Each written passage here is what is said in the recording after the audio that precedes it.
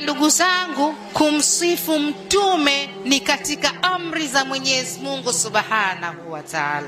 Asitokee mwanadamu wa zama hizi leo atuambie kwamba kumsifu mtume ni bid'a. Huyo amekwenda kinyume na mafundisho ya Qur'an. Na ukimpata mtu atamka maneno haya, huyo hajaisoma Qur'an, huyo hajaijua Qur'an. Kwa sababu tukirudi kwenye Qur'ani, yeye Mwenyezi Mungu amemsifu na anatuambia, enyi ambao mlioamini, sallu alayhi wasallim taslima, msalieni na mumtakie rehema. Kitendo hiki tunachokifanya hapa, tunatekeleza miongoni mwa amri za Mwenyezi Mungu Subhanahu wa Ta'ala. Sasa kama mtume ndiyo kiigizo chetu chema kulingana na maneno ya Mwenyezi Mungu Subhanahu wa Ta'ala, nini tunaiga kutoka kwake? Kila lililokuwa zuri ambalo unataka kulijua kwenye maisha yako, rudi kwenye historia ya mtume. Kwa aina ya shubha, kuna kitu watu wamejifunga nacho kama vile ni dalili, lakini si dalili. Mtume sallam kasema kadha, Allah kasema inna Allaha wa malaikatahu yusalluna ala nabi, wana shubha. Sio dalili ya kweli, si dalili ambayo hapo ni mahala pake, ni shubha. Wamejifunga na shubha fulani au istihsan, au kuna ubaya gani kuliona jambo hili? Si jambo zuri tu, si jambo zuri tu, istihsan.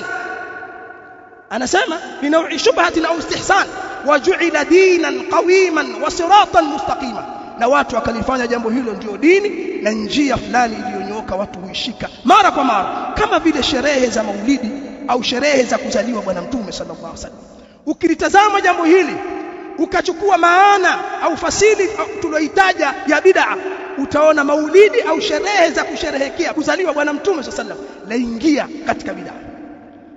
Hapo sisi tusema maulidi tumaanisha hivyo. Wale watu wengine saa mtu anakataa maulidi kafiri, alafu baadaye eti aelezea maulidi na kusudia kuzaliwa kwani mtume akuzaliwa. Tukisema maulidi nyewe mmeelewa tu, sababu kuna kitu kinaitwa al-urf, haqiqatu al-urfiyya, kuna haqiqatu al-shar'iyya na kuna haqiqatu al-lughawiyya. Sasa tunasema maulidi nyewe mnaelewa tu.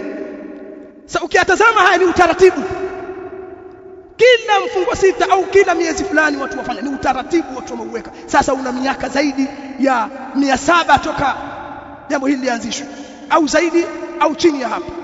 Ni utaratibu. Utaratibu huu umenasibishwa na dini. Watu wanahimizwa watoe wanyama, watoe vyakula, watoe sadaka, sababu ni jambo ndani yake ina thawabu.